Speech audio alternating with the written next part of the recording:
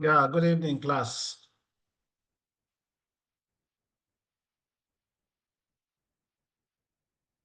Good evening, sir. Yeah, how Good are evening, you? sir. How is everybody? We are just Fine. Good evening, sir. 20, 20 something, right? People are still coming, right? Do we wait or we kickstart? It's Ikena in Um, class. Can we wait Sir, or we we can give start? them like 5 minutes. We can give them like Yeah, five fine. minutes, sir. Yes, because network. It's okay. I mean,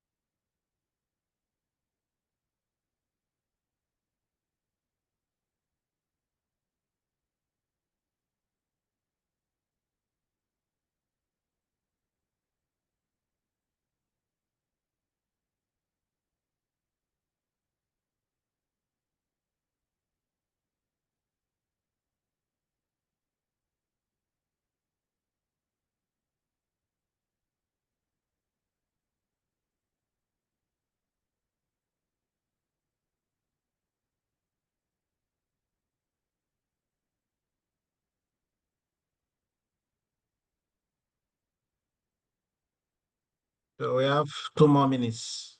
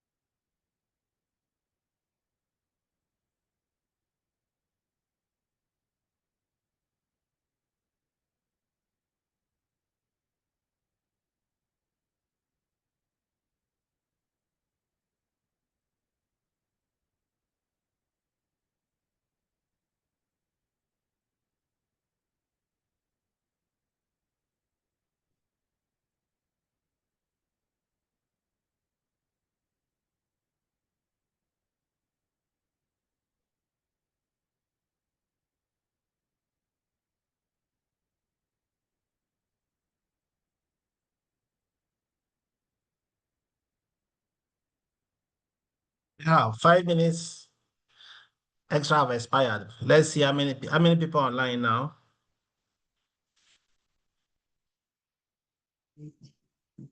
60. Fine, so we can start. We form a quorum. All right. I want to welcome everybody to class today. Uh, and I believe we might finish today. I know some people have already planned their Saturday for Owambe. especially the ladies who want to do cooking, going to the markets, at least there's no work on Saturday. So they use that opportunity to sort out the house. So let's see how far we can go.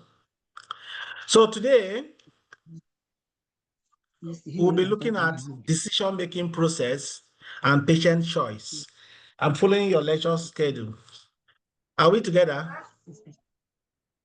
Yes, sir. We are together. Yes, sir. Yeah, my pattern is a two-way communication. All right. All right. Yes, So sir. decision making. When somebody asks you to describe decision making, this is an English word, and I think it's a very simple and common concept. What is decision making? How will you explain it to a primary school child if he asks you, uncle, auntie, what is decision making? What will you say? I need a response. Yes,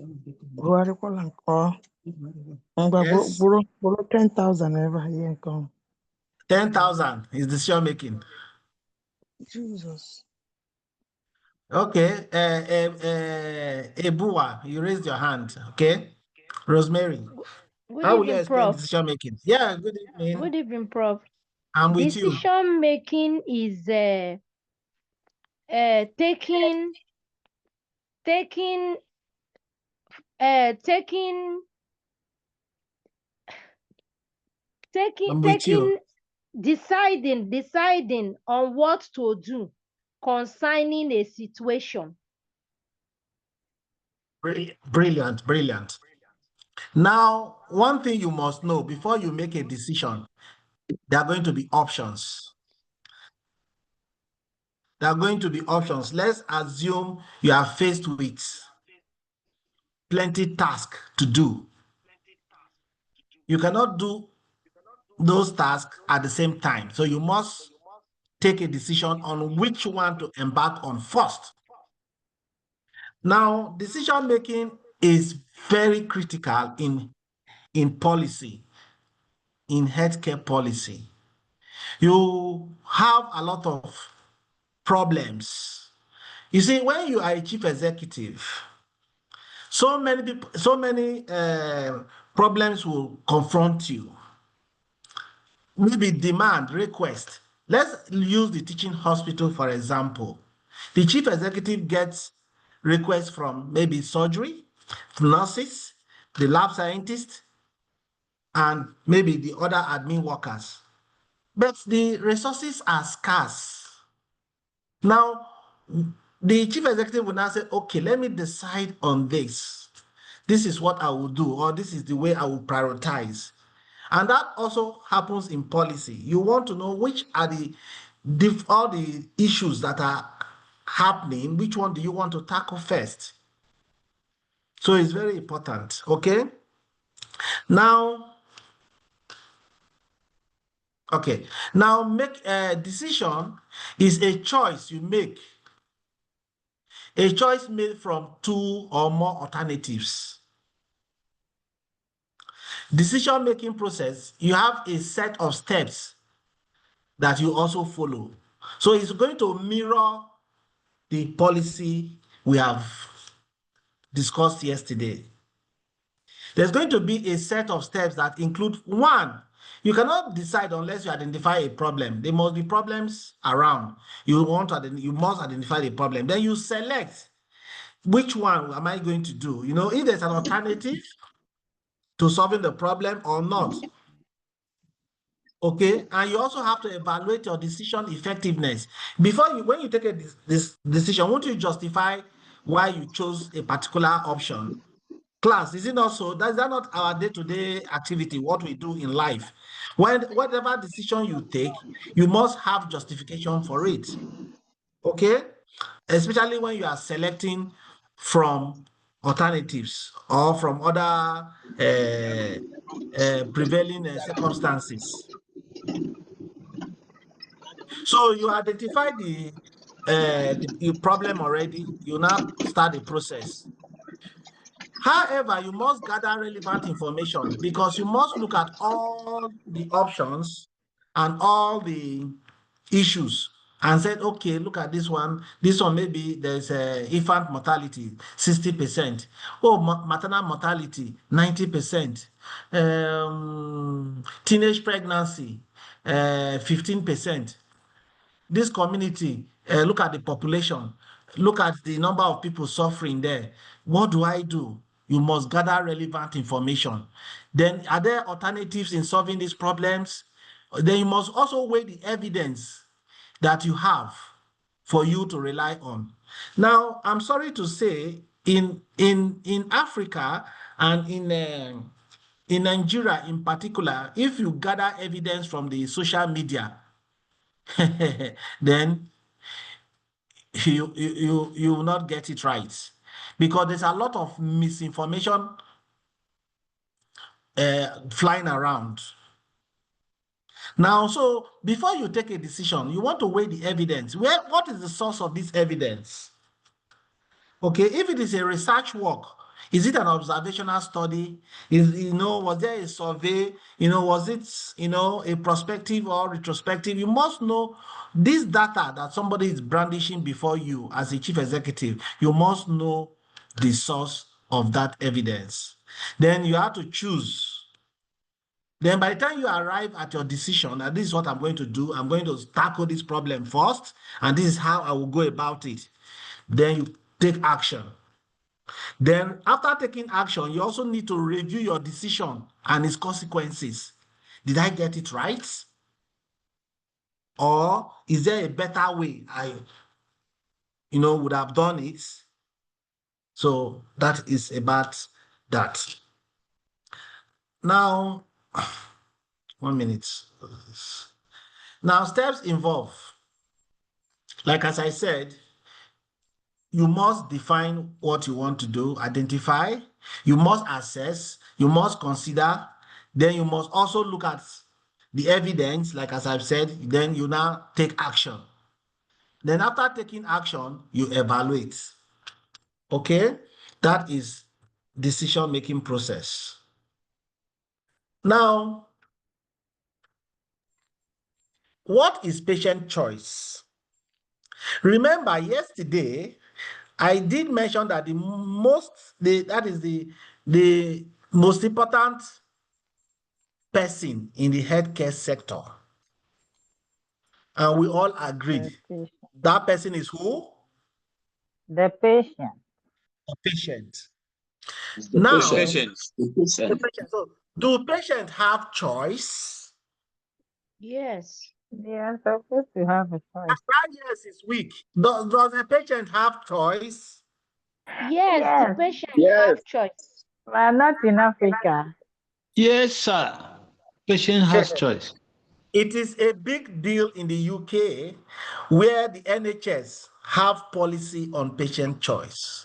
In fact, if a patient visits the clinic and gives a negative response or evaluates that service, it is taken seriously. And they will summon all those that attended to the patient. And if care is not taken, that team will lose their job. There was a time I saw online a born-again Christian from Nigeria who was a practicing nurse in the UK, was telling the patient that since you're not getting better, that God, Jesus Christ, can heal you. And started telling the patient to start praying and even help to hold the hand of the patient and prayed by the bedside. The patient escalated it and reported. And your guess is as good as mine. What happened? That nurse was fired. She went outside her jurisdiction, and you can see how patient can perceive you. Does the nurse have a good intention? The answer is yes.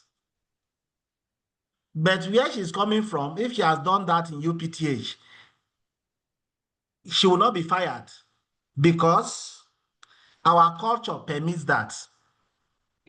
Our background, we cannot frown at that. At least prayer is important. But in the UK, you can do that at your home, but don't bring it to the workplace. So you must understand the policy of each particular environment you find yourself. Now, let's look at patient choice. This is considered the right of the patient to choose. I just put it here, your doctor, not only your doctor, the right of the patient to choose the hospital he or she wants to attend. The right of the patient to choose which doctor he wants to see or she wants to see. And the right of the patient to choose the treatment option. And also the right of the patient to say, this is the test I want to do or I don't want to do.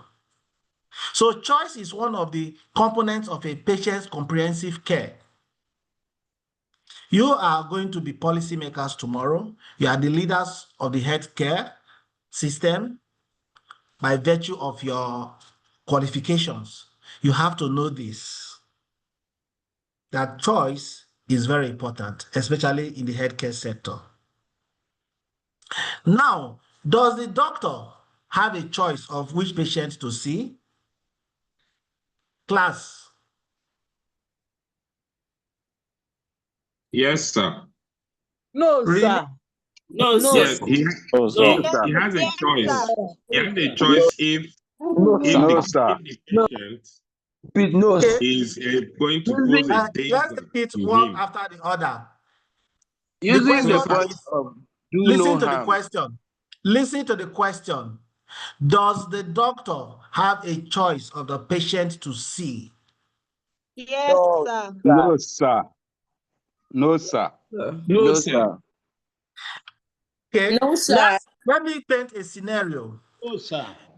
You are a physician, a cardiologist, and you are running the cardiology clinic, and patients that have BP issues are booked to see you.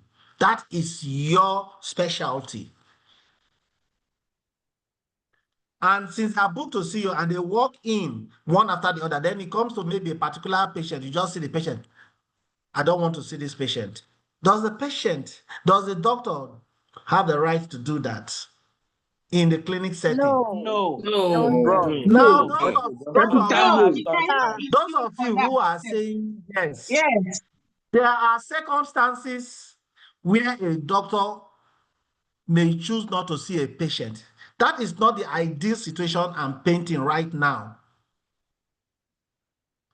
A doctor may refuse to see a patient if he has issues with that patient. You understand, there may be some issues, or maybe there are reasons that There can could be an qualify. offer from the Can patient. qualify. You said? There could be Personal. arousal. Maybe the patient is trying to arouse, kind of arouse the Reduce. doctors. That's what I'm saying. I said there are circumstances the doctor may refuse to see a patient and he will be justified for obvious Yes. reasons. But that is not the Patient scenario bound. I'm painting. I'm looking at a normal, patient book for you, and it comes in and you say you don't want to see. I don't think that doctor's choice is not there. All right. Now, there are models of patient care. Now, before I talk of models of patient care, I'm sorry to say, in Africa, although we are now getting better, the doctor feels, I'm sorry to say, and apologies to the doctors in the class, they feel that the doctor knows it all. And the Yes. doctor will tell you, Madam, you have fever. This fever is malaria, and I want you to take chloroquine. And the patient says, no, I don't like chloroquine. I want, what of fancy that? He said, no, I'm the doctor. I'm the one telling you what to do. That is getting better now, but it used to be the prevalent model of patient care. And that is described as paternalistic model. Sir, please Let repeat. myself, I should repeat. Yes, sir. Now, we are talking of patient choice. And I've already said that patient has a right to choose the doctor, the hospital, the treatment, and everything. That is the patient right. Now, when it comes to treatment, for instance, the doctor is running a clinic and a patient has malaria, and the doctor has explained to the patient that, look, you have malaria fever and I want you to use chloroquine, which is the best. And the patient said, no, I don't like chloroquine. It itches me and my mouth will be bitter. It makes me feel unwell. I want Fancida. The doctor will get upset. Are you the one going to teach me my job? Chloroquine is the best and I want you to take chloroquine. Sister, come. Nurse, go and give this one IM chloroquine daily for 3 days. I said that type of attitude or model of patient care is described as paternalistic model. Is it clear? Yes, Yes, Prof. sir. Yes, sir. It's clear. Good. In a layman's language, the doctor is the all and all. I have said it, and so shall it be. Now, the second one is patient-focused care model. This patient-focused care is the doctor is going to take that decision of treatment based on input from the patient. What does this patient need? After discussing with the patient, telling the patient all the options, and the patient will now say, okay, I've listened to you. I prefer this Fancida because it gives me less side effects.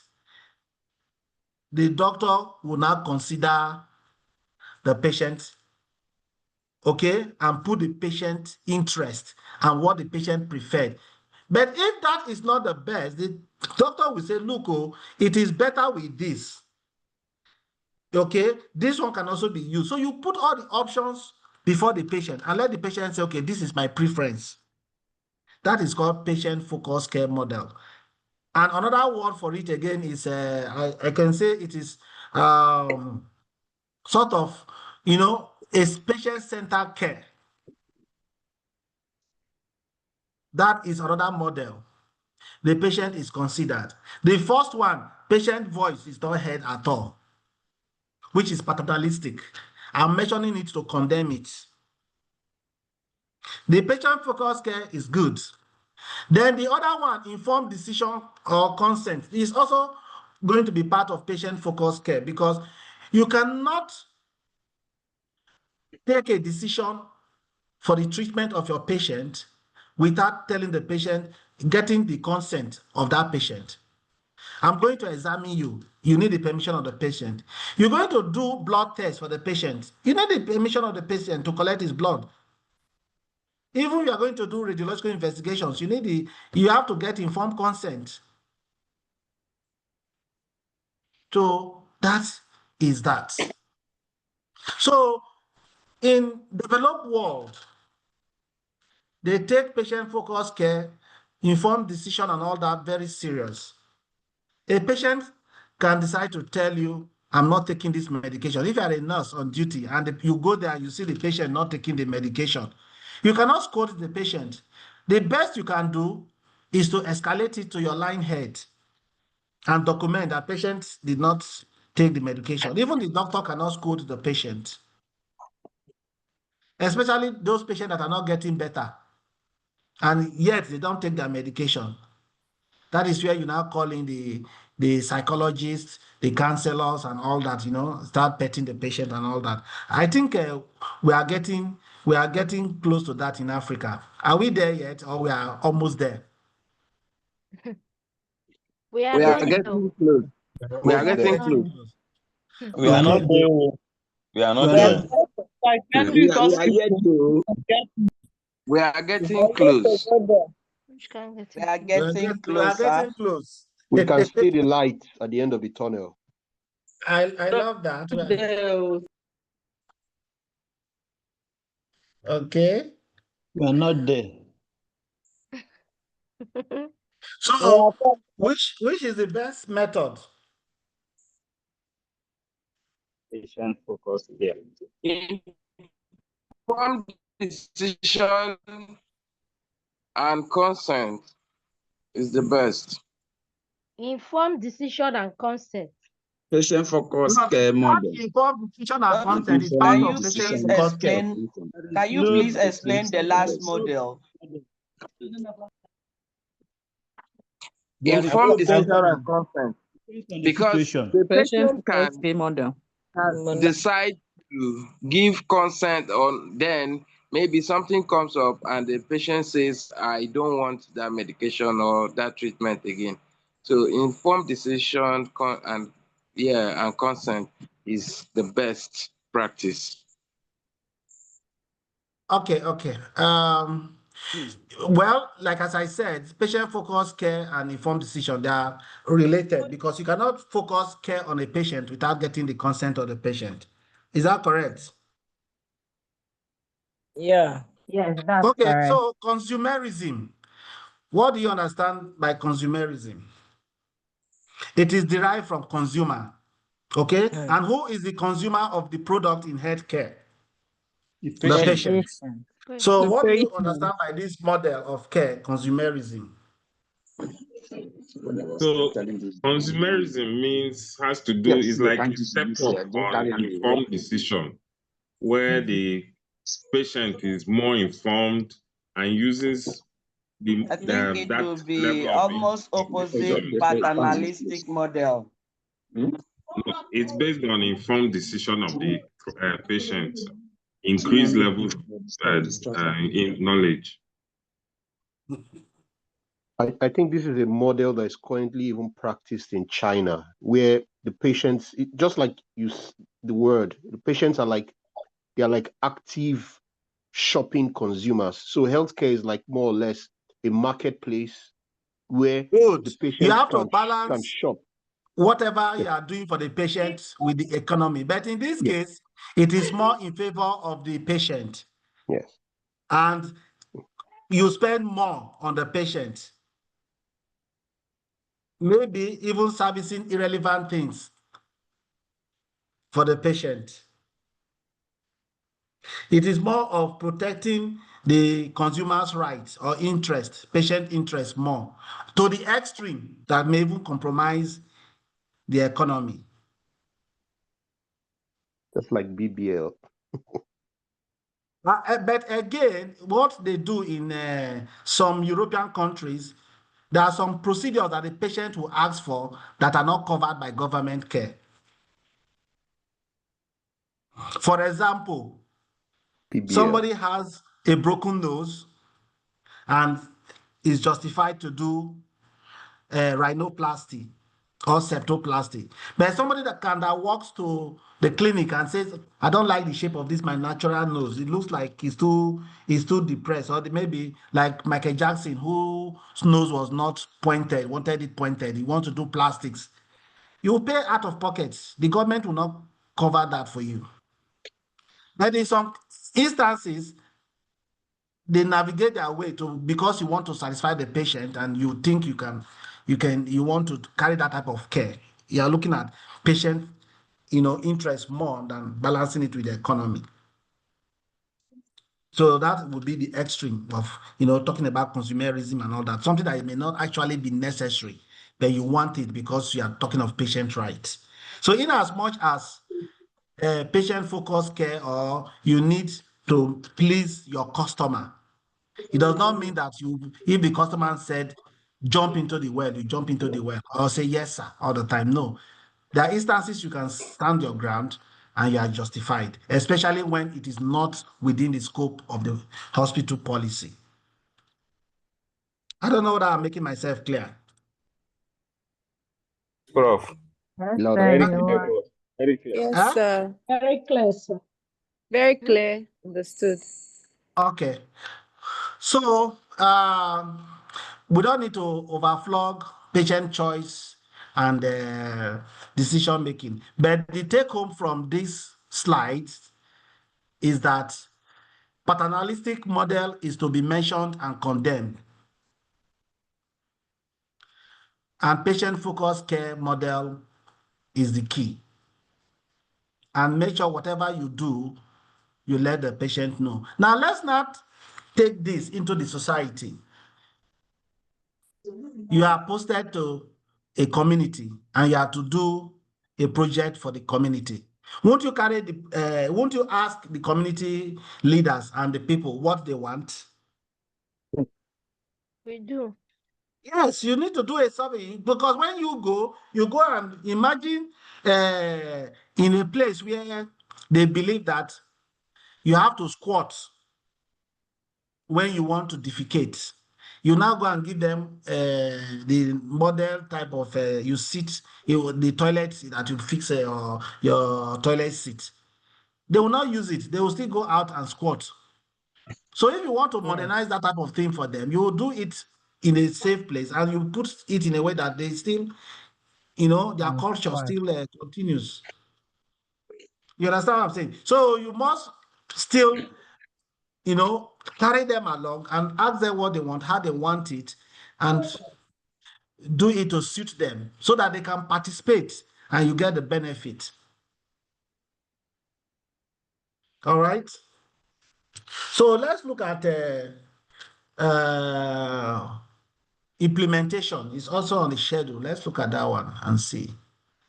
Let's look at, because implementation is a big problem. So we actually need to look at it separately. Let's look at implementation.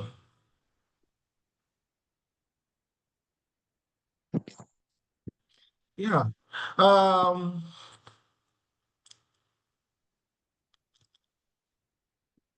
What is, we are looking at appraisal of policy implementation. Okay. What is critical appraiser? If somebody asks you to just explain what a critical appraiser is, how will you describe it?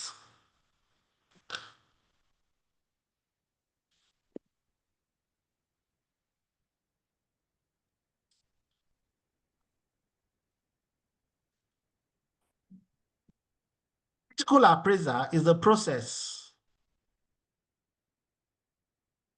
1 minute.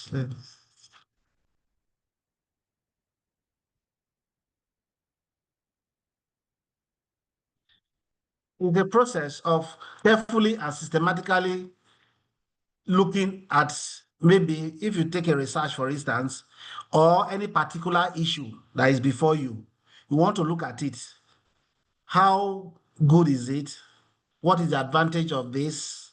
What is the disadvantage? What have somebody said about this? Do I agree with this person? These people that are not agreeing with this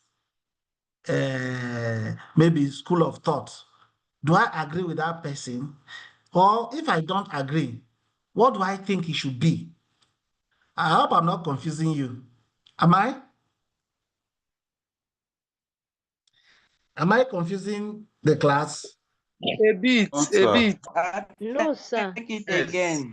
Take it again. When in an Take it exam and again. somebody asks you to discuss or do a critical appraisal of a topic, you define that topic. Then you look at what people have said about that topic, if it's a research. Then look at those that accepted, who agreed with those findings. And also look at those that does not agree and what was the reason they gave. Then you have to look at it, you that is appraising it. Do you agree with this or do you agree with that? And if you don't agree, why did you not agree? So critical appraiser is not just description. You criticize. And when you are criticizing, you criticize with points and with values and with, reasons, which is justified. Now, a systematic process used to identify the strengths and weaknesses of what is being appraised in order to assess its usefulness. Simply put. Now, concerning policy implementation, there are two schools of thought that have developed over time as to the most effective method for describing implementation. If you remember yesterday, we did mention, when we are looking at the cycle of policy making process, When we came to implementation, I mentioned top-down and bottom-up model. Yes, Now, sir. implementation types, we have top-down, which is also described as top to bottom. And when you say bottom-up, we can also describe it as, talking about the street bureaucrats, which are the people who are the end users in terms of maybe the commoners, those that are, lower down the ladder in terms of maybe if you are looking at hierarchy. Now, in implementation, you'll find out that the type of policy, not all policies can fall into top-down, and not all can fall into bottom-up when it comes to implementation. So you, the policymaker, when you are designing your policy, you must also bear in mind, in terms of implementation, converting it to reality. What you have put down, you want it to become, make it solve the problem. You must know how best to go about the implementation. Now, a top-down theory see policy designers as the central actors and concentrate their attention on factors that can be manipulated at the central level, that is up. While the reverse, bottom-up theorists emphasize target groups as the people that are the end users, the people that the impact will be more on, and they are described as the street bureaucrats. Okay, that is Matland, 1995. That was his argument when he was describing top-down and bottom-up. Now, the top-down approach is an autocratic and hierarchical style of decision-making. Okay, organizational change and leadership in which strategies or plans are first conceived by one or few senior managers. It is the top. Let's use the River State, for example.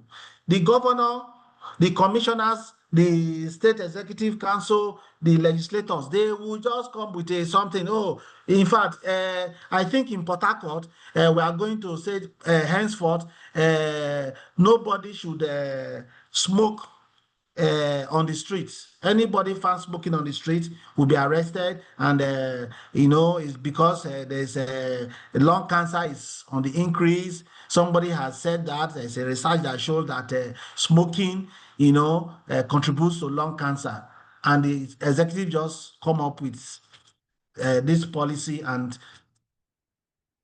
they start implementation from up down. Yes, it may work, it may not work. Okay, so top down, it is the chief executives that calls the shot, and they force it down the ladder. Now, what happens? Centrally located actors are seen as most relevant to producing the desired effect. That is, for you to get result, the action it must be enforced from top. Now, let me take you back some years. Some of you, I don't think this class, you people are Gen Z.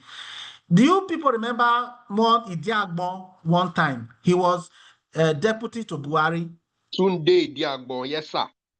And Idiagbon, there was what we call war against indiscipline. And corruption. Yeah. Yes, sir. Good. Now, that was a top-down implementation. I remember that time I was a much younger child. If you throw an orange on the roadside, you're in trouble. You'll be arrested, you're in trouble. And if you jump the queue, you rush, even as busy as Lagos that time, nobody dares to rush into Molue. That implementation was from up, down, and there are consequences. In fact, environmental sanitation that we do these days, when you go to Ikoku, you see the people, they close their shop, they'll be playing football. When it is 10 o'clock, they open their shops. In those days, when they come, they look at your gutter, there is yes, they will ask you to enter the gutter, and there's a task force. They will put you there. In fact, grass cannot be seen around your premises. So that is an example of top-down implementation, and it worked. But the question is it all policy that can work like that? The answer is no. Now let's go back to COVID-19 recently. The governor, His Excellency Nyesom Wike, was combing the street of Port Harcourt, and anybody he sees, they will carry you to the stadium where they arrest people and send them to psychiatric evaluation. That you are not supposed to be found moving without wearing a mask. Or any church gathering should not be more than 50. In fact, to the extent that even burial ceremony, they will put only 20 chairs and committees were set up. That was another top down of COVID-19. Did it work? Class. To an extent, sir. To It an didn't extent. work. It didn't work. At least it works. So I'm trying to It worked. explain. I'm trying to explain it in a way that we understand the concepts. Okay. Now, implementation is ordered in hierarchical manner, with each underlying link receiving orders from the level above. So that is top down. I'm trying to explain this. Now, what are the strengths of top down? This top down, does it have strength? Does it have advantage? Yes. Top down approach correctly describes factors that in some cases impede implementation. So this one is, whether you like it or not, you have to do it. It also recognizes the democratic right of government to make policy and have it carried through. And some of them comes in form of executive orders. Let's go to the US, America. What is Trump doing? Most of his policies implementation, is it top down or bottom up? Top down. It's top down. Top down. It's top down. Yes, so that is it. Now he has said ICE can go into churches, schools, and start arresting people. It's top down, and the policy is working. So that is the strength. There are some decisions that you think they are going to have obstacle in terms of implementation. So top down will be used. Okay, now decision making is simplified when you do top down. There are no obstacles. Making a decision with more people is complex. You want, like for instance now, during that COVID-19, let's say all the local government in Port Harcourt should not think of how they'll do it. How will Obiakpo do their own, Gokana and all that? There's going to be confusion. They will start debating and talking, but once the chief executive takes a decision and force it down the throat of all the local government, that is it. So it has a speed in terms of implementation. It also has speed. Making a decision with more people is clumsy. That is an advantage of top-down. Now, but does this top-down have weakness? The answer is yes. Now, the top-down has made some sets of criticisms. Firstly, top-down models take the statutory language as their starting point. This fails to consider the significance of actions taken earlier in the policy-making process. You don't carry the end users along in top-down. Now, Winter, 1985 and in 1986, knows that many implementation barriers are found in the initial stages of policy-making. And to understand policy implementation, these processes must be studied carefully. Now, in top-downers, they don't want to actually follow due process and see how the people who are going is going to affect, this policy will affect how they will take it. So it's somehow you are forcing the people to do it. It will not last. It will come to a point people may revolt, or they might not devise means of short-circuiting what you are doing because they did not buy it. Okay?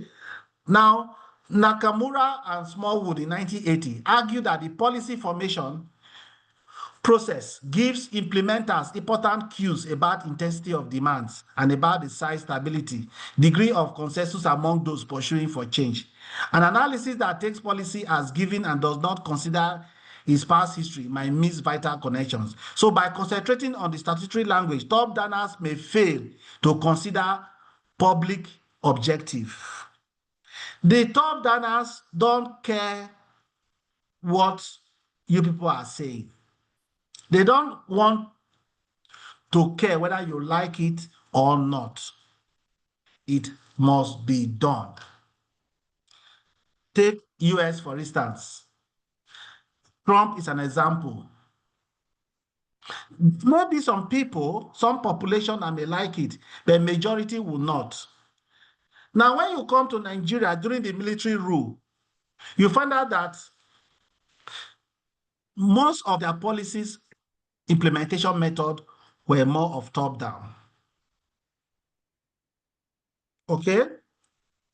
Now, secondly, top-downers have been accused of seeing implementation as purely administrative process. Okay? What are purely administrative? And exactly that is what Trump is also doing.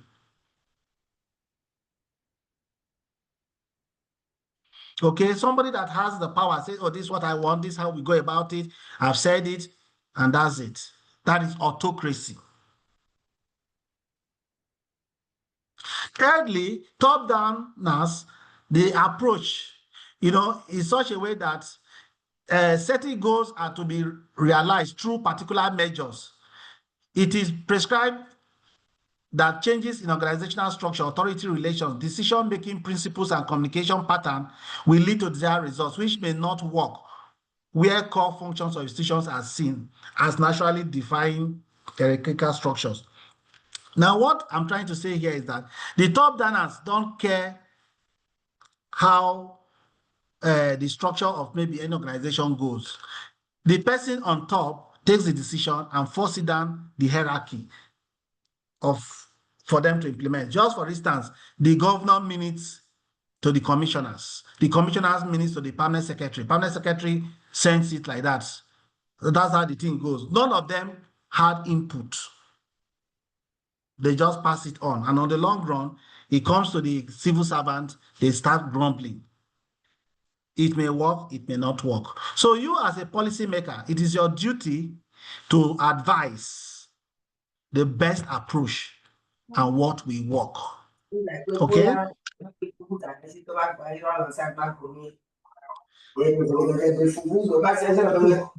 Please mute your mic. Oh, don't talk. Who is talking?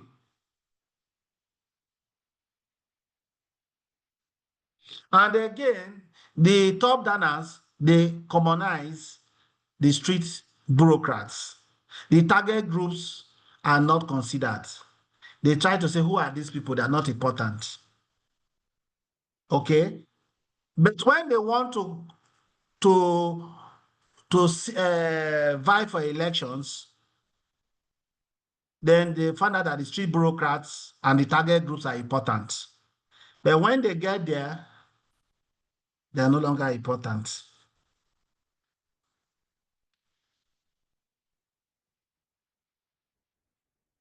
Some people argue that top-down is not good.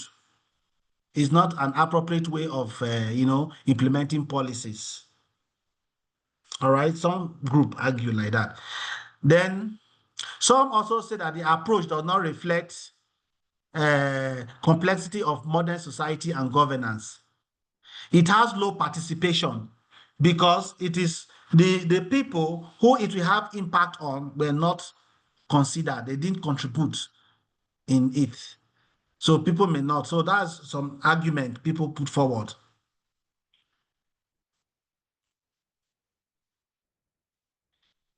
Then lastly, top-down models have been criticized for their exclusive emphasis on statute framers as key actors. This criticism has two primary variants.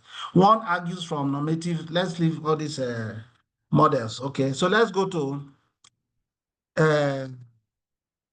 the bottom up. Now, the second is the bottom up. Now, some people argue that the bottom up approach is better, compared to the top down. Let's see why they say so. That the service deliverers ultimately determine policy is a major tenet of bottom-up models. Now, implementation should not be depicted as an impossible portrait. It might be long and arduous and uncertain, but it is a bureaucratic fact of everyday life. Now, if we want to get a healthier community, for example, if there is cholera outbreak in a community in Cameroon, in that community, and there's a policy of how to reduce the prevalence and the mortality of cholera, what method of implementation do you think will work in such a community? If a policy is in place and you want to enforce it, who will enforce it? Is it the local government chairman that will sit in his office and say, please wash your hands after going to the toilet, or wash fruits before eating it, or make sure that you dispose your waste properly, or the community town crier and the local chiefs and the people who will say we have come together and we have decided that we have to do these things so that we live a healthier life and our people should stop dying. We should all wash our hands before we eat. We should dispose our waste properly. We should, in some community, when an elder and children are eating, the elder will just use one hand and put in the water, big boy. They will not tell the child, come on, wash your 2 hands. Such habits, if the community sees it as a problem and they all resolve that they want to stop it and do the right thing, and these things are provided and they get that awareness and that consciousness of making it work, such implementation is bottom-up approach. So which do you think is the best model for such community in Cameroon, class? Bottom-up approach. Bottom-up, sir. Yes, good. Bottom-up approach, sir. Okay, so generally, which method of policy implementation do you prefer in the implementation of tobacco use prohibition by government authorities in Nigeria? Class. Top down. Top Me, I down. prefer top down. It's a top-down approach. Really? Top Top-down down. approach. Yes. No, Enforcement must be top down. Top down can only work in public places where don't smoke in the hospital premises, don't smoke in the airport. But what happens in the house? Bottom-up The approach. person must be self-motivated to do that.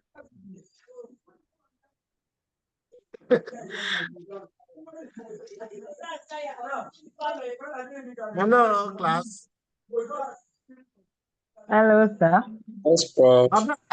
Hello, Prof. For those that say bottom up, what are your arguments? What are your reasons?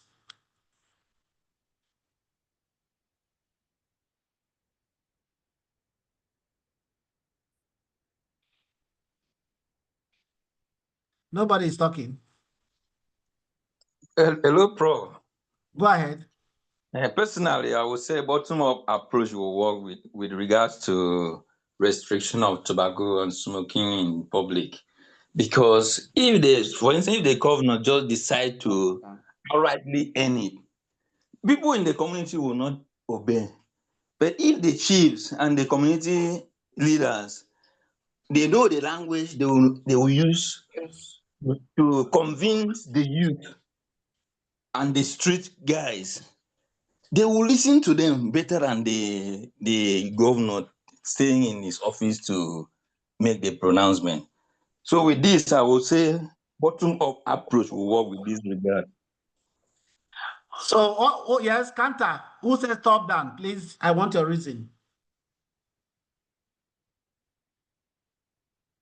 Good evening, Good sir. evening. I said Good top evening, down. sir.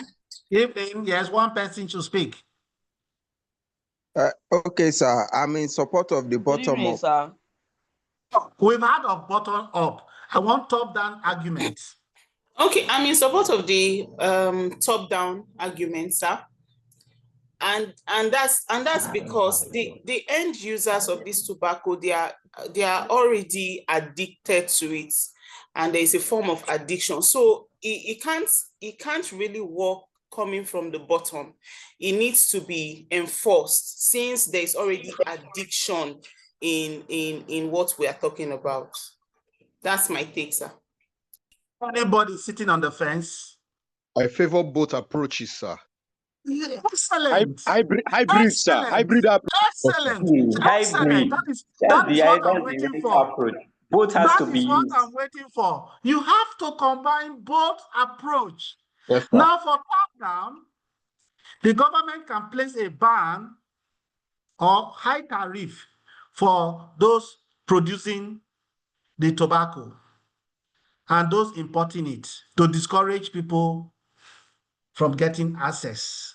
Then the government can also use a top down to place ban and fine on those who smoke in unauthorized places. Do you understand? And also ban adverts. Yes, exactly. Do you understand? Because now you see, now they say tobacco is dangerous to your health.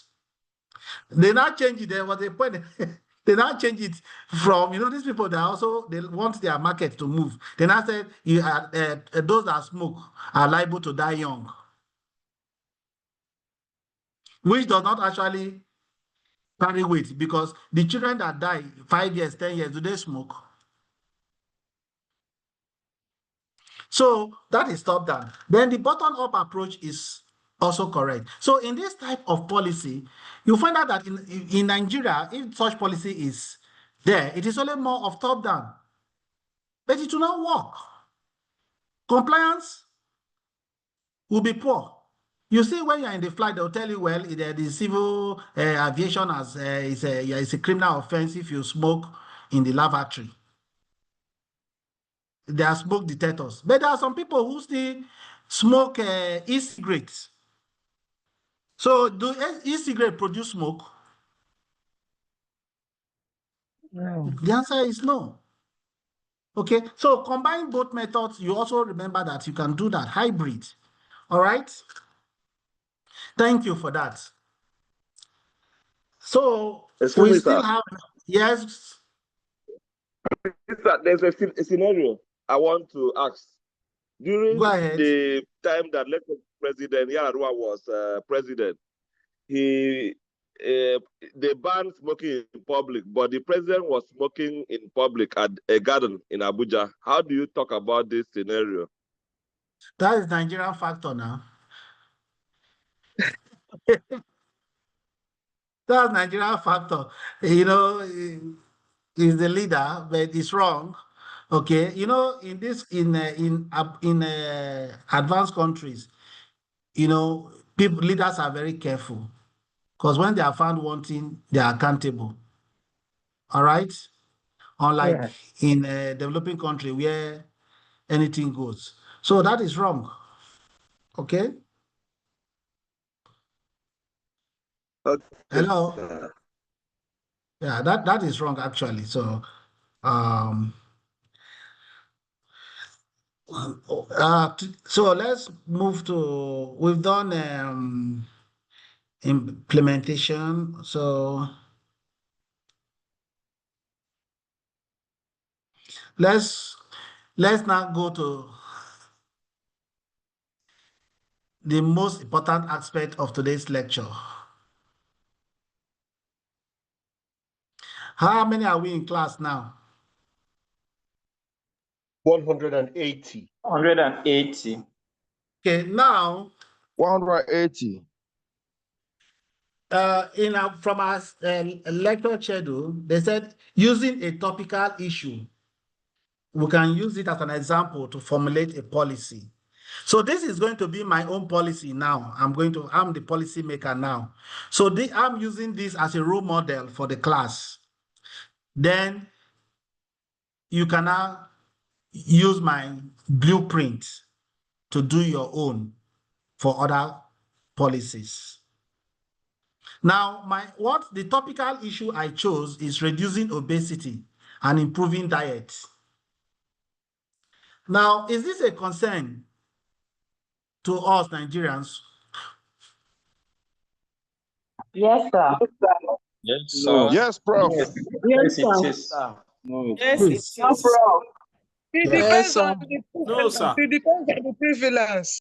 But you know, there are some culture that encourage obesity in Rivers State and in other parts of the country.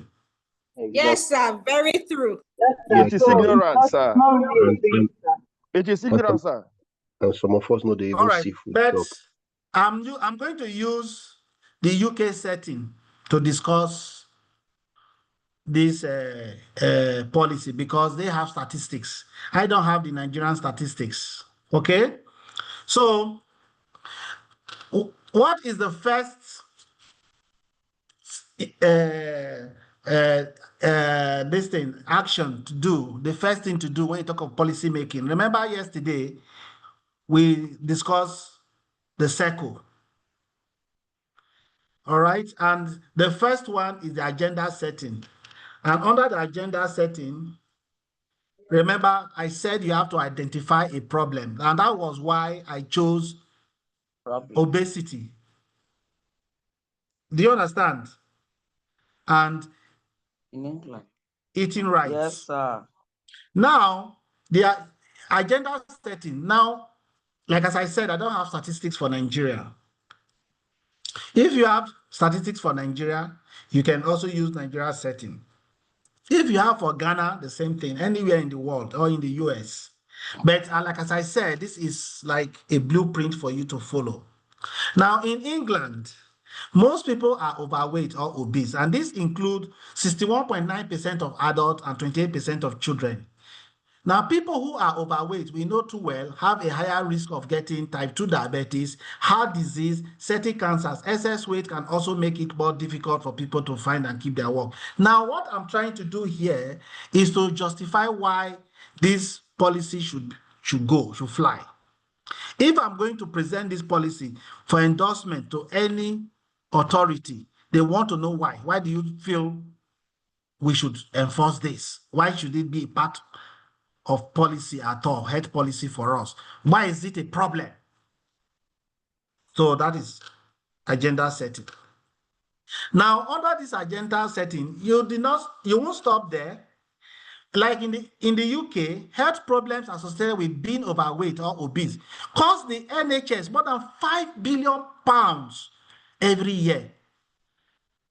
So now, by 2025, which is this year, we want to see a downward trend of up to 70% in the level of excess weight in adults. Adults, you know, they have to be a downward trend of the prevalence. So, and we want to also sustain a downward trend up to 90%.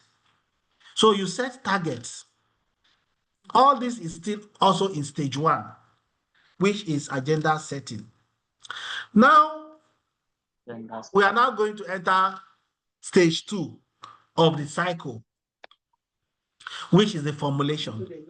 If you remember yesterday, I did mention that under stage 2, that is where you bring out the actions, your interventions, all what you want to do that will be put together that can help solve the problem.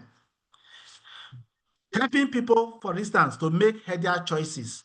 For you to help people to make healthier choices, that means when you go to a supermarket, you should be able to see the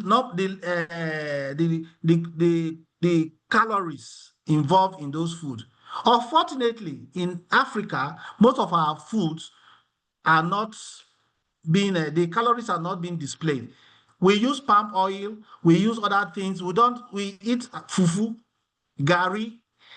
I don't think we know how much maybe gram of gari or quantity of gari that when you consume, that the kilocalories that you will get. I don't think we have that. But I know in some few places I've been abroad, when you get this thing packaged, they put fiber 10%, protein 10%, sugar 14%, fats and oil. But I don't think that is the case with us in Africa. Am I correct, sir? Yes, sir. Plus, Yes, sir. Yes, sir, you're correct. So now helping people to make healthier choice, then it is important that we encourage people to eat and drink more healthily and be more active. So this is on the formulation phase. Now, under this stage 2, we are giving people advice. You want to say that we're going to give people advice on healthy diet and physical activity, maybe through a Change for Life program. Improving the labeling on food, which I have just described, and drink to help people make healthy choice. So you will know that you are consuming this fruit juice. This is the amount of sugar it contains. Some of us will just walk to a fast food joint, say, give me tiger nut mixed with banana, mixed with watermelon. You don't know how much sugar you are consuming. So the program may involve developing a labeling system that makes it clear what is in the food and what is in the drink. Now you want to also encourage businesses on the high street where you have your fast food. You see a lot of people, selling shawarma on the street, doing indomie with eggs, with akara, doing some other high street food. They should include calorie information on their menu so that people can make healthy choices. This one are for Igbo land, though. I'm not sure say this one go work for Africa. Most of the people that does these things they are not educated. So you cannot tell somebody that is preparing indomie and egg, or the malam that is giving you indomie and egg, to tell you how much calorie you are consuming. All right. So you have to give people guidance on how much physical activity they should be doing. Encourage responsible business through, public health responsibility deal. Businesses and organizations can make it easier for everyone, from staff to customers, to live a healthy life. Then the responsibility deal, for instance, alcohol, food consumptions, and all that. Even at work. I think there was a time, I remember, the federal government says on Fridays, people should close early and do physical activity. There was a time, I remember, if any of you can remember, there was a Yes, policy sir. In the in military place government. where that encourages, is it military government or uh, uh, democracy? I remember there was a time that, 1 hour, on Fridays, you come, you dress smart and all that. Now, reducing the ingredients, for example, salt and fat, that can be harmful to people, such public awareness should be done. Encouraging people to eat more fruit and vegetable to help reach their, 5-8 day. Then putting calorie information on menus, we've said that before. Helping people to eat fewer calories, for example, by changing the portion size or the recipe of a product. Meeting local needs. Local councils, or let's say local government, in terms of if it's Nigeria setting, are responsible for working with other organizations to improve the health of the people living in their area. Okay? Now, we will be giving local councils a budget specifically for public health, which will allow them to provide services that meet the health needs of their local community. Print flyers, jingles, talk to people in groups. I think I remember there was a time in Port Harcourt, somebody invited me that he wants me to come and educate the church members on how to eat right and do a lifestyle activity. And I did. Such were voluntary services, and counseling. This could include making their own plans for helping local people who are overweight or obese by providing weight loss services. Now, local council, we also have health and well-being boards. These are boards that are displayed that bring together, people to, when they see it, they know that, we have to do something. So all these I have just mentioned are all the actions that, when put in place, will help physical activity, food consumption, counseling, and all that, eat healthy, and all that. would help reduce it. Now, policy is not yet complete. We now enter stage 3, where if it is the country, like in the UK, this proposal will go to the parliament for adoption. They will let them know this is what we want to do. Please, let's get backing for it. Let it be, legitimate. So there will be debate. Trust the UK.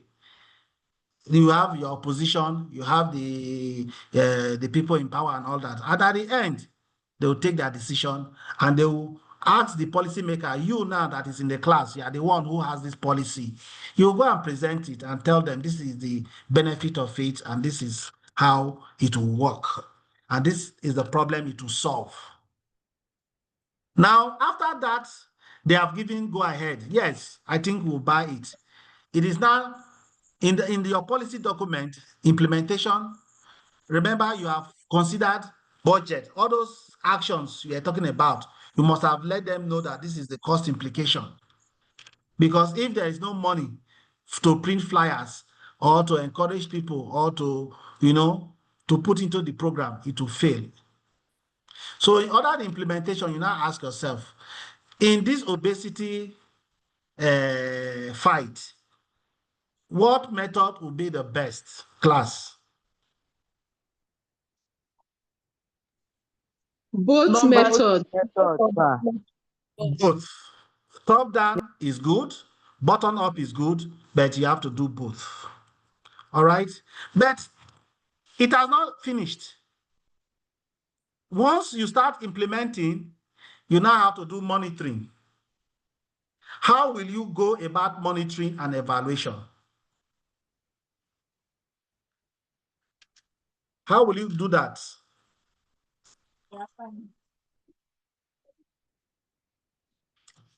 How will you monitor? Yeah, we can actually identify some people at the grassroots who are going to be like the enforcement officers, especially at places Apart where. from that, after some time, you allow the policy to have taken effect, you have to do a survey. You have to now see whether your statistics are growing or is reducing. You have to do analysis. You cannot monitor without doing analysis and evaluating. So you have to analyze. You send people to the field. Let's assume if it is prevalent in a particular community, let's say in London, for instance, or in Birmingham, you now said, okay, among the school children now, you have introduced a healthy meal in the school. Would have, and you also provide maybe some healthy meal to the parents and all that, and also introduce free lunch at work. You will not be looking at it. What is the impact it's making? You'll be monitoring, is it working or people are not benefiting from it and all that. So you must analyze, you must do survey, you must go to the field, you must either volunteers or you recruit people to do it. Those will be part of the funding which the government will provide. Then you get feedback. And again, the health statistics, the records are there. In places where things work, they have your data about your BMI. I remember when I registered in one of the hospitals, I just got a call after 2 weeks that I should come, that I need to start lifestyle, that I'm overweight. Meanwhile, by Nigerian standard, I think I'm doing well, but they say my BMI is above normal and that I run the risk of getting diabetes and hypertension. So I keep having calls from time to time to come and do checkup. So because of that, I had to eat less. I had to compulsorily lose some weight because they're on my neck. I'm just using that as an example, okay? But I don't think we have resources to do that. You just imagine you are in your house and somebody will just call you, say, where are you? Please come and do your blood test. And it's free. We'll get there in Jesus' name. So you also had some targets when you were setting the agenda. So I believe we can measure the findings against the targets we set during the agenda setting. No, you agenda compare. setting is you know what the problem is. So when you start implementing, you now evaluate and compare the statistics you now have with what it was in the beginning. Exactly, that's what I was saying. That you Yes. will compare what you find with the Yes. targets you have set in the agenda. Now, the complete policy document should contain the above 5 key stages of policy formulation process. However, don't forget budgeting is necessary during defense of interventions. So ideally, if we are to be in a classroom setting, individuals are supposed to make presentation. You choose a topic and you have to formulate it. But unfortunately, we are not in the classroom setting. So now, look at this question. Identify a topical health challenge in your community or local government and formulate a health policy that can help curb the menace posed by the identified health challenge. So I want to have one person who will volunteer to address this question.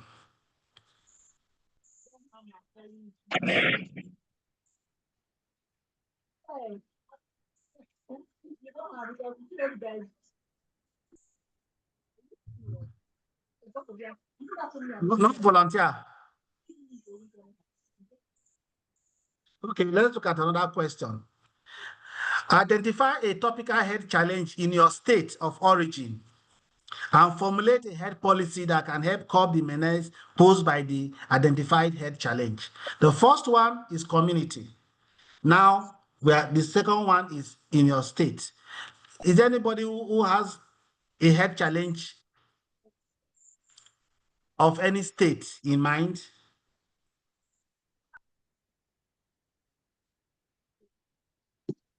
Then let's look at the third one. Identify a topical health challenge in your country and formulate a national health policy that can help curb the menace posed by that health challenge. The example I just gave was in the UK, and that was a national health policy. So nobody. Any question?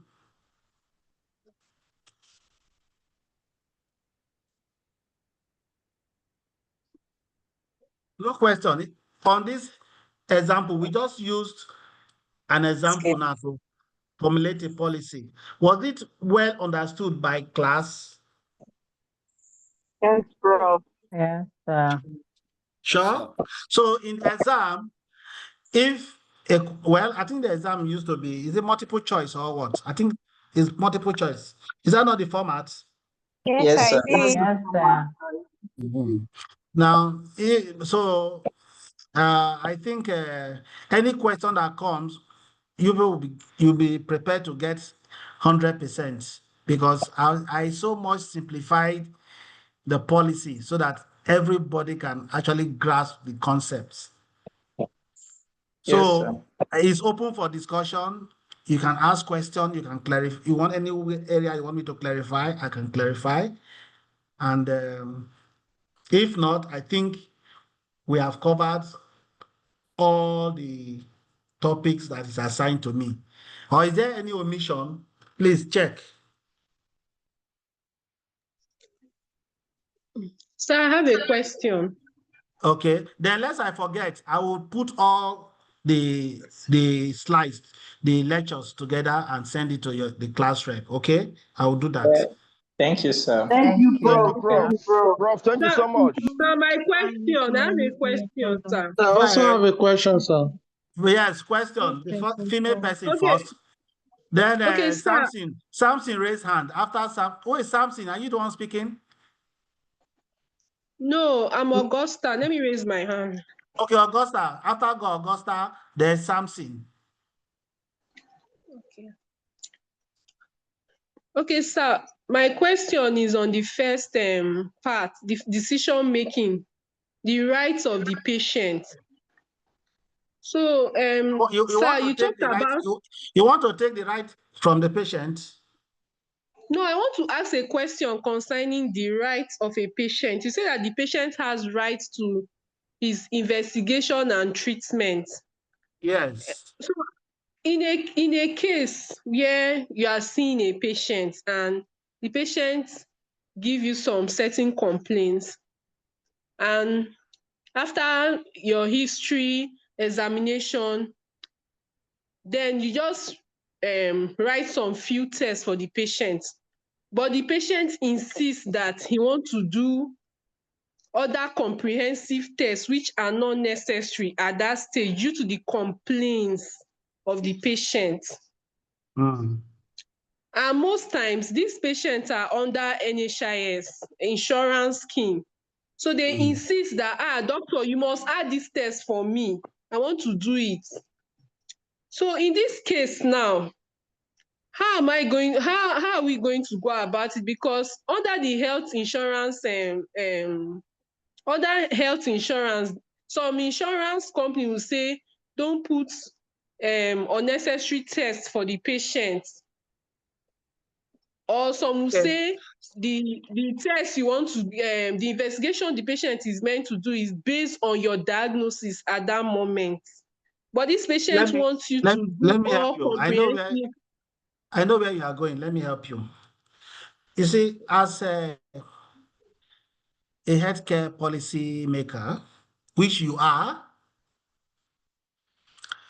you have to know the context of the healthcare, where you are, the context. I hope you understand what I'm saying. Yes, You sir. are saying that this patient is under NHIS, not so? Yes, sir. And NHIS has their own policy. Yes, sir. Of what the coverage is in terms of tests. Yes. Those are the tests you present to the patient. If the patient says, in addition to this, I want to do MRI, which is 100,000 and is not covered by NHIS, you cannot tell the patient that the patient does not need MRI. The patient said he has headache, but to you as a doctor, you don't want to recommend it, but the patient says he wants it. You tell the patient it's not covered. However, if you want it, no problem. It can be done in image diagnostic. It's 100,000. You agree with the patient. Okay, In sir. the patient pocket, the patient will not tell you, you must do it for me when it's not covered. That is not what I'm saying here. Okay, sir. Even in the NHS in the UK, it's not all tests.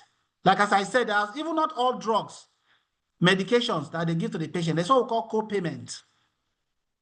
When you go to the pharmacy, they'll say you pay 50%, government pays 50%. They are the ones that are free. And remember, their system is different. And you cannot even move yourself and go to a hospital. You must pass through the gatekeepers, which are the GPs. Unlike in our setting where somebody is sick in Obiakwa local government, he comes straight to the teaching hospital. He does not go to the primary healthcare. In fact, you can't even go to the tertiary healthcare abroad without passing through referral systems. So it depends on where you are. What I'm talking of patient choice is within the available resources. Okay, sir. Patients can make a choice of what to do. And even if they are recommending investigations, the patient must agree to do it.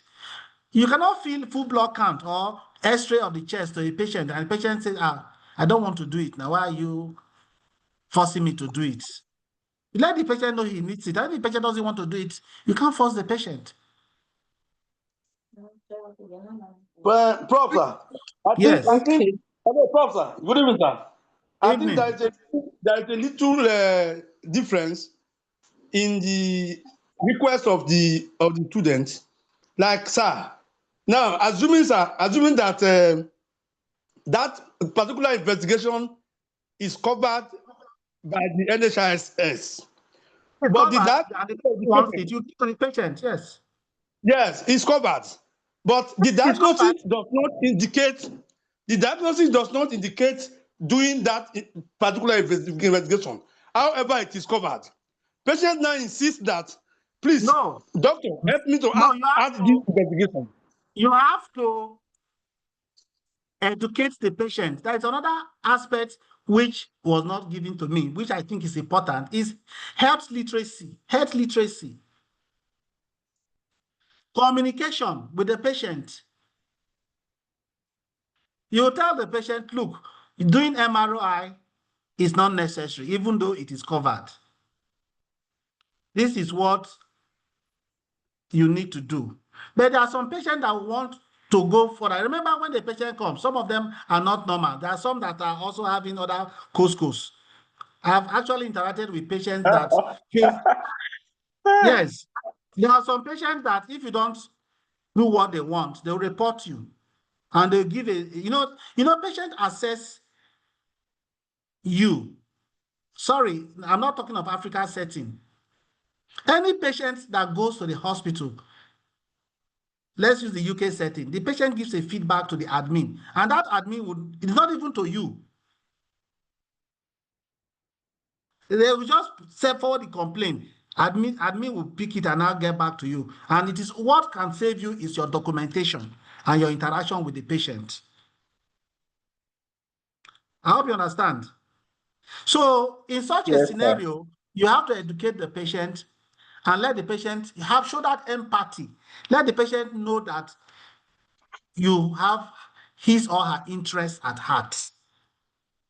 And said, okay, if these ones we are doing now and we don't get better, we can escalate it. We can, you talk to the patient nicely and the patient will believe you if you give the patient enough information. Let me give you an example. There's a patient I saw outside and he believes that cleaning his ear is the best thing to do. But he keeps coming with ear pain. And when I give medication, it will go, it keeps coming back. And the patient now told me, doctor, I don't think you are good at your job.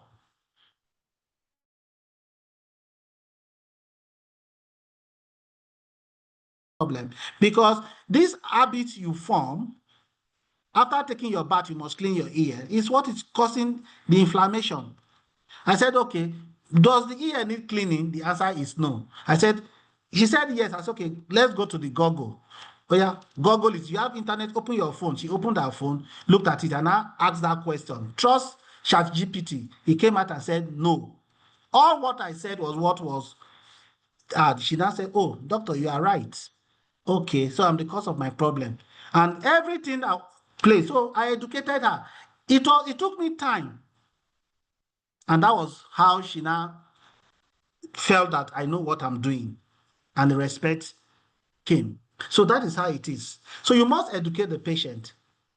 And don't dismiss the patient and say no. Because she may go to another place and another doctor will say that investigation is necessary. Because that person may not be operating at the level you're operating. And some can even come and say, so doctor say I need to do CT scan. And why are you telling me I don't need CT scan? Meanwhile, that person may be a junior doctor and you are a consultant. That one does not concern the patient, especially outside.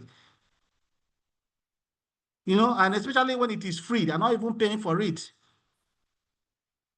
So that is how it is. So you just have to balance it up. But remember, patient-focused care. You must please your patient. Anyhow you want to go about it, please your patients. Thank you, sir. Okay, any more questions? Yes, sir, my hand is still up, sir. Go ahead.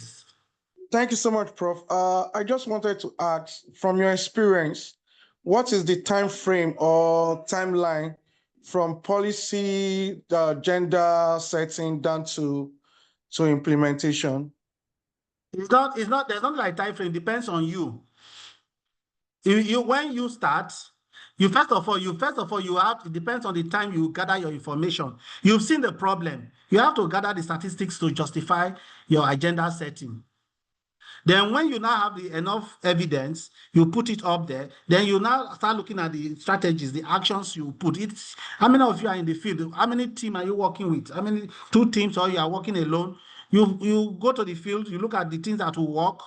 Then when you now have those plans that will work, address it, then you confront the executive. Let's assume we are using a community. You have to meet the Igwe in council or the local government chairman and say, look, this is what we have found, and this, if we do it this way, it will work. Then they will not have to give you time for you to present it. So there's no time frame for anybody. It depends on, it can take you 6 months, 1 year, it depends. It can even take you 2 weeks if it's an emergency. They can give it accelerated hearing. And once the Igwe or the local government endorses it, then implementation will start, and the way you itemized it or planned it, it goes. And you don't stop there. Your team keep looking at it, and you can also modify it after maybe 2 years, and you know policies are being changed and being modified or something. So that's how it is. Thank you Do you so much, understand? sir. Yes, Yes. sir. Another thing again I want to say is that in the health sector, the teaching hospitals are the center where you have the highest manpower and facility, apart from some privates that maybe are doing well. The problem we have, let's assume we use Nigeria as an example in Africa, is the government. Funding, the funding is poor, and they actually overburden the chief executives because they give little money for them to run the place. So that is that. Then again, there are some hospitals that are now championing, excellent services, for those who can afford it, and at least at a more affordable price compared to private clinics. For instance, when I was in UCH, we have the amenity ward in UCH, Ibadan. I did some of my training there. UPTH has set a very good example. You have the premium service, okay, where you can get some of all this we are discussing. I think it's a very good practice to actually evolve, to try to see how the services can be improved in our setting. Okay. Then also in Calabar and in Lut, there are also such models too, okay, where somebody gets, again, not everybody can afford it. Like as I say, poverty is a problem in Nigeria. But if the ministry gets it right and the funding gets to the appropriate hospitals, then things will be better. And again, motivation, the nurses, the manpower, the admin workers, everybody is well taken care of in terms of their need. Then the atmosphere become more friendly. Do you understand? So, but we are preparing ourselves for the world, not for Africa alone. So that is why we have to use the standards, models to operate. And I believe we'll get to that in no sooner time. Thank you, Prof. Yeah. So is there any aspect of the lecture schedule I've not touched? I don't think so. So there will be no need for tomorrow class. Sir, I still have one question. I have a question, Yes. sir. Yes. Sir, my hands are up. Adetula. Is it Yes, Adetula? yes, sir. Okay. Good evening, sir. Yeah. Thank you so much for the lecture. Okay. My questions are in different folds, so I'm just going to try and explain it as much as I can. I hope you'll be able to understand it. So my first question is this: when you started with setting the agenda for the example you gave us, you talked about the fact that you could not use Nigeria because we do not have data. So you decided to use UK. So my first question is this: how are we going to come out of this challenge of data, no data? Because it seems to be a major thing, not just for health. It, of course, we're talking about health now, so if we focus on that, so what can we do? I know that there have been actions to try and get facilities to provide data and all that, but is there more that can be done? Because in what you are presented now will be sweet to do when you have the statistics that you need, that you require to be able to set up such a policy, but we don't have that. So I think where we need to start from is how do we get the data? How do we have Okay, enough to make policies in that will Nigeria change? setting, we use what we call crude data, crude. Now, what I mean by crude data, let's assume it will become news, social media now. You will now, oh, there is a cholera in Benue State, in a particular local government. And the Arise TV will say more than 300 people have died in the past 2 days in social community. That is a crude data. Yes, so based on that, it's already topical. It's hitting the news. So the policymakers there will say, oh, His Excellency, people are dying in this place. So we heard from the news 3 days ago that 300 people have died. We visited the hospital, we interviewed maybe the medical officers there and all that. And so what do we do? So that is your agenda setting already. I think if we provide potable water, we try to, seek more boreholes, give them good latrine, good toilet system and all that. I think these actions will help to stop this thing. Provide medicine, go there and give ORS, let there be more health workers, more primary health care centers that will attend to these people, post more doctors and nurses to the community. That is your stage 2. You're already talking of plans and actions.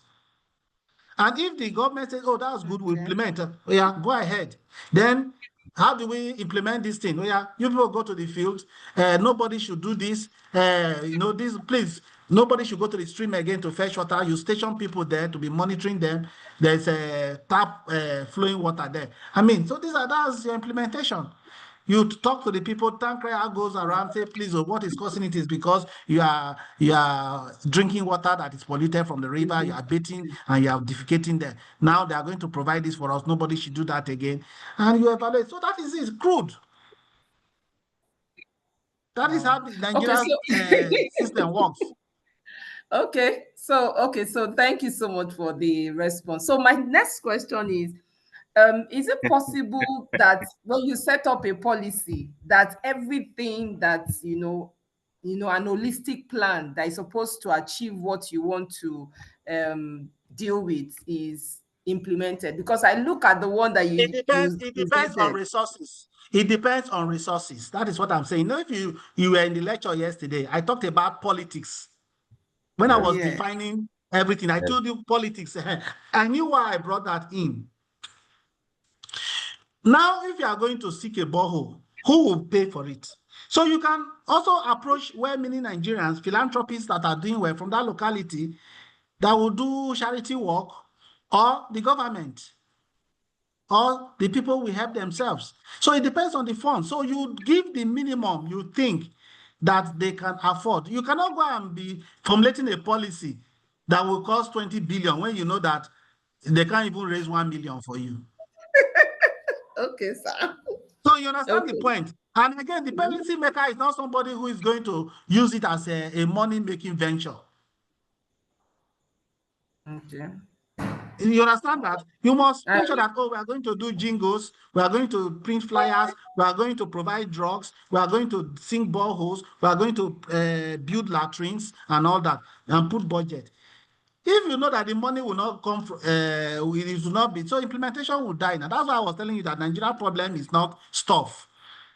It's not policies, it's implementation. When it comes to implementation, imagine, you know that the government can approve things. Look at what they approve for ASU. Implementation, 0. Approve for doctors, implementation, 0. Approve for nurses, implementation, 0. Even the minimum wage we are talking about, is it all states that are paying it?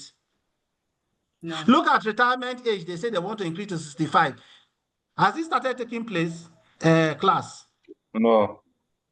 That is the problem. Implementation. So they just write all beautiful. Let me tell you, look at this coastal roads they are doing from Lagos to Calabar or to Kafasha. Yes. You will be surprised that it will die a natural death. It will not get to Lokoja. It will end. It's dead already. So you understand the point? It's not dead. I wrote. We are very far from civilization. Oh, God will help us. The point I'm trying to say is that you see somebody moving stuff. telling you things. All those ones now make. In fact, I believe that there is a policy that says that Nigeria will go to the moon at also particular I time. heard that it's from his own office now. I don't know. You know what this one All with the right. rising Any other stages now with question? the pile up. Ifeanyi. Yes, sir. Yes, sir. Please. Ifeanyi. I'm talking. Yes, sir. Please, sir. Doctor, Prof, I'm asking about the models of patient care. In particular, the first one, the paternalistic model. Is No, it right that now? one is old school. It's what we are used to. Me, I'm a doctor. I'm guilty of it. In fact, as a young doctor, in fact, it's even the young doctors that are even more victim of this paternalistic model. You go and tell somebody, I'm talking, I've said it. Do you know more than me? I lie you. That is wrong. You can only suggest and give options. The patient chooses. You give the options for the patient. This is the advantage of this method. This is the advantage of this method. These are the other methods. So but for me, I think this is good for you. But what do you think? Which one do you prefer? That is how it goes now. Yes, I understand, sir. But when the patient cannot make right decision for himself, maybe the patient is uneducated.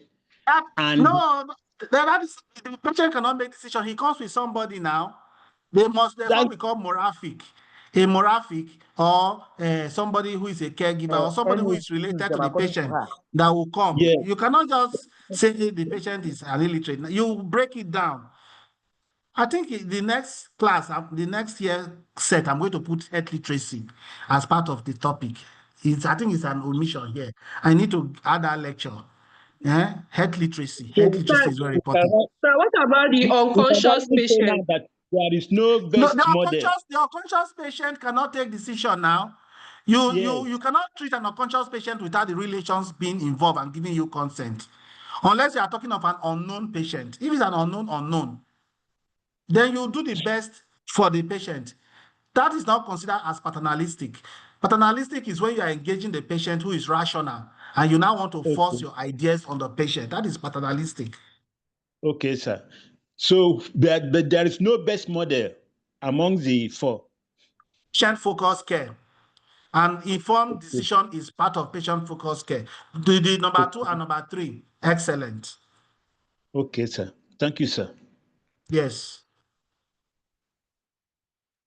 There was yesterday I had a familiar voice. Is Beauty in this class?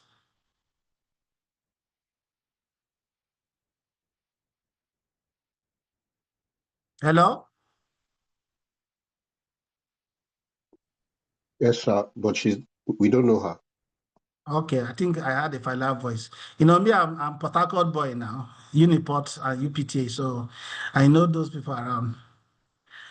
All right, so I think Ikena, you agree with me that there is no need for tomorrow class unless people want to do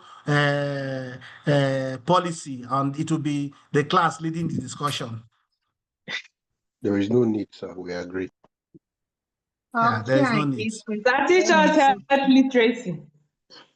It's not part of your schedule now. It's not there. You want to. Let's just know it. No. want to have it as a knowledge. No knowledge. Do you want Thank you very much, Prof. You want them to search on me? It's not part of my schedule. But I believe that you people will do very well. I'm happy with the class. In fact, the interaction is so good. Okay. And that means that you are doing very well. And I want to wish you all the best in your exam. Mine is to set the questions and send it across. Unfortunately, I'm not around, but I'll soon be around. Okay? Thank you, sir. Thank you, sir. All right. Thank you very much. Thank you, sir. We are with your wonderful material. Thank Thank you very much, sir. I hope the class is clear. Yes. Thank you, sir. All right, thank you. So good night. Bye-bye. Good night. So I will send the materials to Ikena. All right, take care. Bye. Thank you so much. Bye. Bye, sir. Good night. Thank you. Thank you, Good sir. night. Good night. Bye. Bye, Prof. Good night. Thank you, Bye. Thank you, sir. Thank you so much. Thank you very much, sir. Have a lovely weekend. Thank you, Lord. Thank you, sir. You have.